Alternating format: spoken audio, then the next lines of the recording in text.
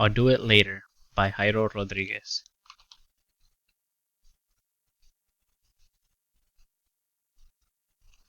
This presentation will go over ADHD, the behavior of procrastination, and executive functions.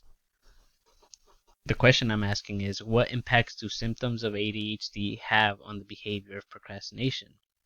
I chose this topic because, like most college students, I find myself procrastinating all the time. I'm not diagnosed by a licensed professional, but I do find myself having a hard time focusing on class and schoolwork and have pondered the question, do I struggle with symptoms of ADHD? I wanted to learn more about executive functions, the condition of ADHD, and whether symptoms of ADHD directly correlate with the behavior of procrastination by affecting these executive functions.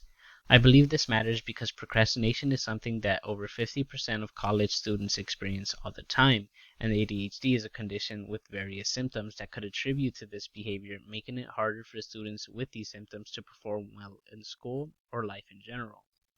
ADHD is both a cognitive and neurodevelopmental condition broken down into three subtypes: inattention, hyperactivity and impulsivity, and a combination of hyperactivity and impulsivity with inattention. Procrastination is a behavior in which a mandatory task is averted and replaced with another task as to instantly gratify oneself, only to commit a transgression against the self by prolonging the original task. People with symptoms of ADHD often struggle with executive functions, a set of cognitive processes used by us to self-regulate so we can plan, organize, and sustain efforts towards our goals. When these executive functions are impaired, many side effects, such as procrastination, seem to be more prevalent and mediated by these processes, which end up hindering students' chances at scholarly success. So what do the experts think? Hanne Nierman and Anouk Scherz from the Radboud University in the Netherlands conducted research on an undergraduate sample and found that there is a positive correlation between ADHD-related symptoms of inattention and general procrastination in a sample of well-functioning students. Jessica McCabe is a YouTuber diagnosed with ADHD, and in a video going over executive functions, she says that executive functions are found in the prefrontal cortex, which is the last part of the brain to develop. And according to Dr. Rosa Barkley, executive function in ADHD is 30% delayed. She claims that everybody with ADHD has struggled with executive functions and that it varies case by case. Stuart Anderson is a YouTuber with a channel focused on the documentation of his experiences with ADHD medication. In one of his videos, Anderson attempts to help people struggling with ADHD symptoms and suggests things such as making small goals, changing your environment, eliminating distractions, creating deadlines, positive reframing, and visual reminders. He also mentions that people with ADHD don't have an attention deficit.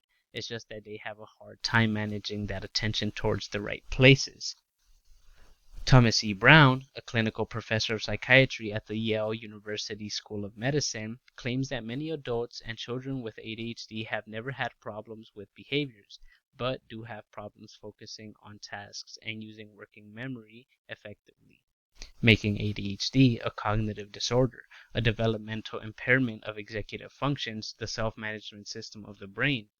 Executive functions affected by ADHD, according to him, are activation, focus, effort, emotion, memory, and action. Jennifer Bolden and Jonathan Fiar from the Department of Psychology in the University of Tennessee claimed that while executive functions mediated the association between procrastination and ADHD symptoms, follow-up analysis suggested that self-management of time and organization/problem-solving skills are the specific pathways through which procrastination is indirectly associated with ADHD symptoms.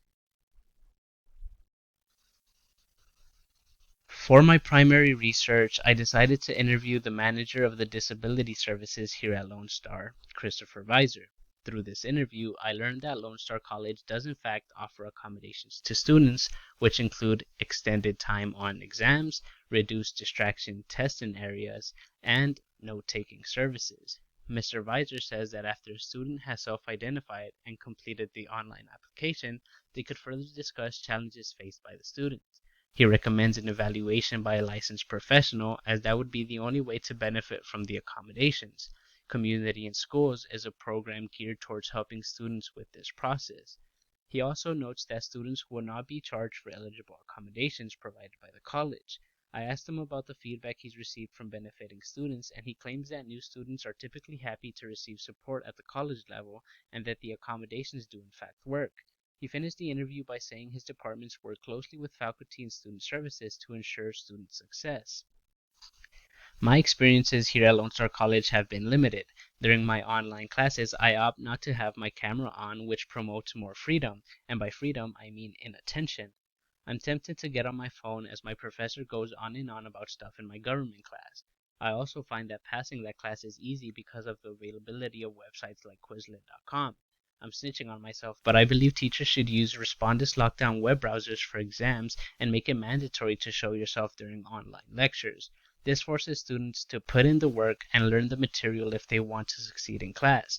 I believe stricter rules like this will add a sense of urgency to students and maybe cut down procrastinate behaviors.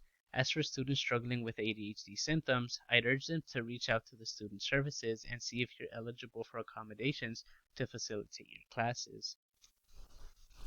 This should be taken seriously because executive functions have been found by experts to be affected heavily by people struggling with symptoms of ADHD, and because of this correlation, behaviors like procrastination are more prevalent within this population than in well-functioning individuals. So what can Lone Star College adapt? Lone Star College Lone Star College can mandate Respondus lockdown browsers for exams and embrace face cams more, especially in the age of COVID. And they can add executive function awareness to EDUC 1300, as that class is geared towards helping freshmen with college life, and introduction to those concepts can be beneficial in helping students self-identify early on. What can Lone Star College do to help, and what should Lone Star College students be looking for?